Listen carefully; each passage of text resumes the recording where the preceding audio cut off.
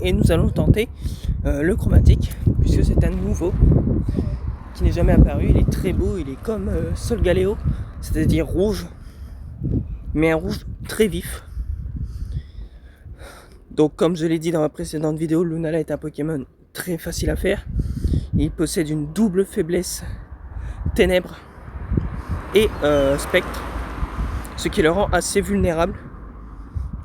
Et ce n'est pas par contre le meilleur type psy et spectre du jeu, puisque c'est son...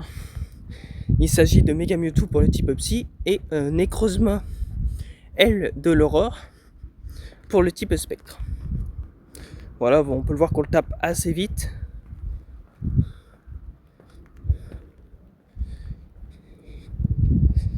Il a pouvoir lunaire.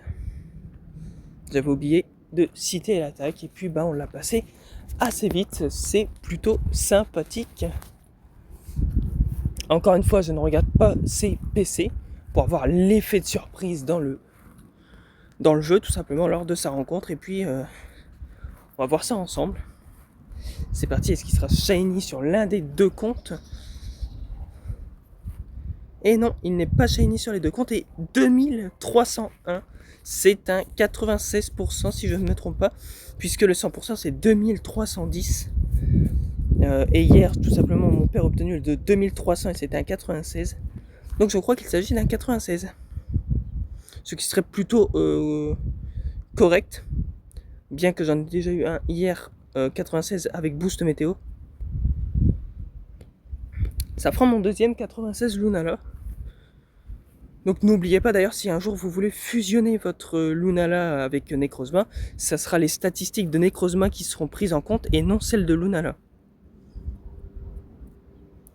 Donc c'est-à-dire que si vous avez un Lunala Hundo, ne l'utilisez pas pour la fusion. Utilisez plutôt un 2 étoiles tout nul, plutôt qu'un 3 étoiles, voire 4 étoiles. Puisque les statistiques de Lunala ne seront pas prises en compte. Y compris s'il est chanceux, il ne sera pas pris en compte. Et le chromatique ne sera pas pris en compte également. Ça sera que le Necrozma en gros. Donc n'oubliez pas ça.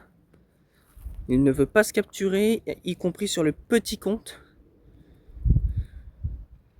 Le excellent, j'essaie de m'appliquer du mieux que je peux. Mais c'est un Pokémon, comme je l'ai dit, je crois, dans la précédente vidéo, que je n'aime pas beaucoup capturer parce que il est assez loin, je trouve. Mais c'est pas grave, on arrive quand même à faire quelques excellents lancers sur les deux comptes, mais toujours pas de capture. On va tenter, c'est pas grave. Et là, logiquement, le excellent ne passe pas parce que j'ai tiré comme une merde. J'ai dû courir pour avoir accès au raid puisque j'avais inscrit du monde, personne n'a rejoint, ils ont rejoint aux 2 dernières minutes.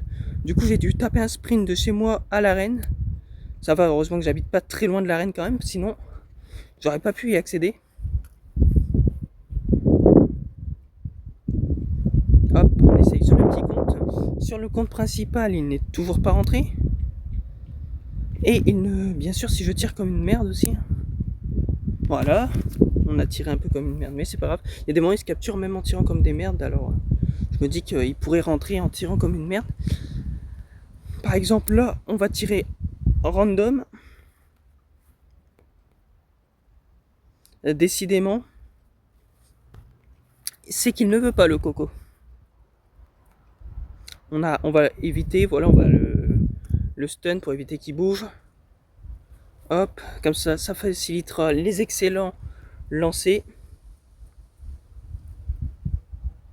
Sauf si je rate, comme une merde, encore une fois.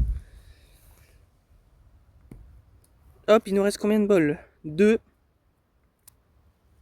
2 sur les deux comptes. Il s'est capturé sur le compte principal. Voilà, parfait. Et c'était un 98 les amis. J'espère que cette vidéo vous aura plu, enfin en tout cas ce combat de raid. Si c'est le cas, n'hésitez pas à vous abonner, à lâcher un like, un petit commentaire. Et puis sur ce, on se retrouve très bientôt pour la suite. Allez, salut!